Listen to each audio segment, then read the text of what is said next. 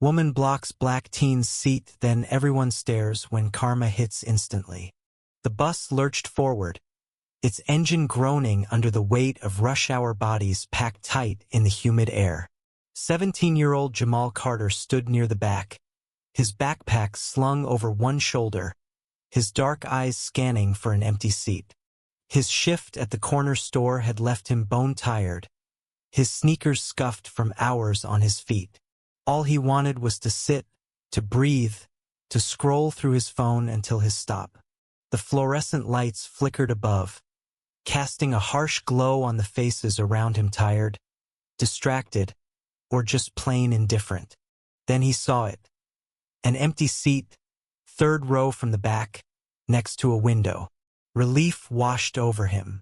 He stepped forward, weaving through the crowd, only to freeze when a woman mid-40s, blonde hair pulled tight in a bun, clutching a leather purse like a shield, slid into the seat just as he reached for it. She didn't look at him, didn't acknowledge the way his hand hovered mid-air, expecting to claim what was his. Instead, she crossed her arms, stared straight ahead, and muttered under her breath, "Not here." Jamal's stomach twisted. He'd felt this before, the sting of being unseen, or worse, seen and dismissed. His skin, the rich brown of his mother's side, seemed to carry a weight he couldn't shake in moments like these. He cleared his throat, voice steady but firm. "Ma'am, I was about to sit there." Her head snapped toward him, eyes narrowing. "Find another seat, kid," she said, her tone sharp, slicing through the hum of the bus. "This one's taken."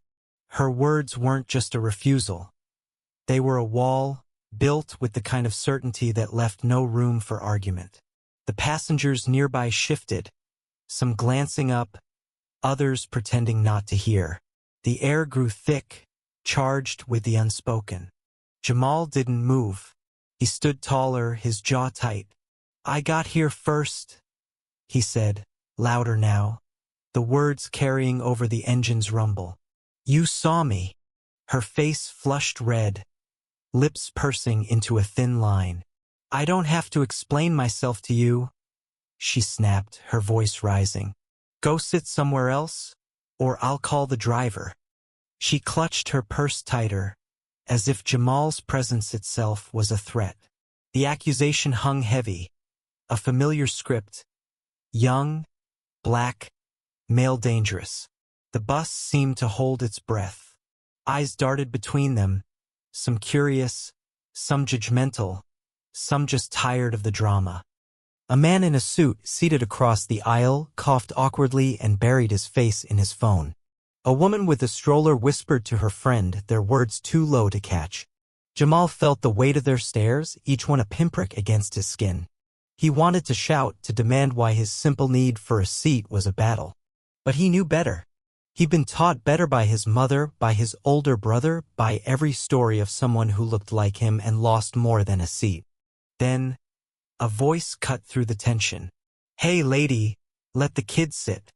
It came from the back, gravelly and worn, belonging to an older man in a faded denim jacket.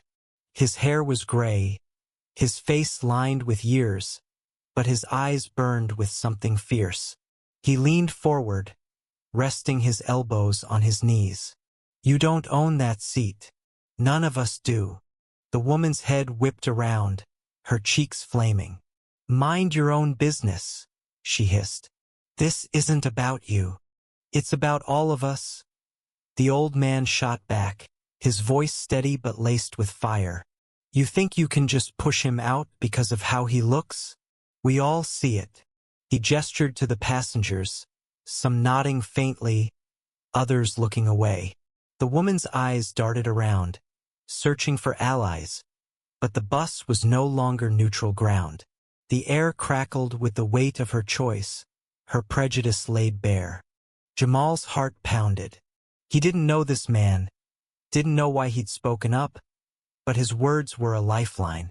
Still, he stood his ground, refusing to let the moment slip. "I just want to sit," he said, his voice softer now, but no less resolute. I'm not trying to start anything. The woman's lips trembled, caught between defiance and embarrassment. She opened her mouth, ready to double down, when the bus jolted to a stop. The doors hissed open, and a new passenger stepped on, a young woman, maybe 25, with a bright red scarf and a stack of flyers tucked under her arm. She paused, sensing the tension, her eyes flicking from Jamal to the woman to the old man. Then she smiled, a small, knowing thing, and walked straight to the seat. "Mind if I join you?" she asked the woman, her tone light but pointed. Before the woman could respond, the newcomer sat down, right in the seat next to her, and turned to Jamal. "There's room up front, hun. Come with me." She gestured to an empty row near the driver, her voice warm but firm, like she was dismantling the conflict with kindness. The woman in the seat froze, her purse still clutched tight. The bus was silent now, every eye on her. The young woman with the scarf leaned in, her voice low but audible. "You know, I used to think people like you were just scared. But it's not fear, is it? It's choice."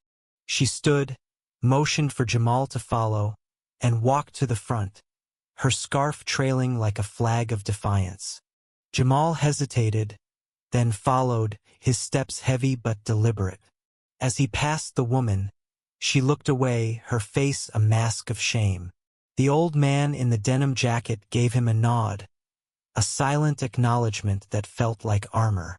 Jamal sank into the seat up front, his backpack sliding to the floor. The young woman sat beside him, her flyers spilling slightly, revealing bold text, "Equal seats, equal rights." "You okay?" she asked, her voice soft now, no longer performing for the crowd. Jamal nodded, though his chest still ached. "Yeah, thanks for that." She smiled, tucking a flyer into his hand. "Keep fighting, kid. Not just for seats, but for everything." The bus rumbled on, the tension easing but not gone. Passengers returned to their phones, their conversations, their lives. But something had shifted. The woman in the back stayed silent, her purse no longer a shield but a weight. The old man leaned back, his eyes closed, as if he'd seen this fight before and knew it wasn't over. And Jamal, clutching the flyer, felt a spark, anger, yes, but also hope. He wasn't invisible. Not today. The twist came later at the next stop. The old man in the denim jacket stood, his movements slow, and made his way to the front. As he passed Jamal, he slipped a folded piece of paper into his hand. "Read it later," he said gruffly, then stepped off the bus, disappearing into the dusk. Jamal unfolded it hours later, alone in his room. It was a faded photo of a young black man, about his age, in a similar jacket, smiling at a civil rights march decades ago. On the back, in shaky handwriting, "Keep going, son." "I did." The words hit like a wave. The old man wasn't just a bystander who'd lived this fight, carried its scars, and chose to stand up again. Jamal tucked the photo into his pocket, a reminder that the battle for a seat was never just about a seat. It was about dignity, about being seen, about claiming space in a world that too often said he didn't belong. What would you do if you saw this happen? Share your thoughts on justice, prejudice, and standing up in the comments below.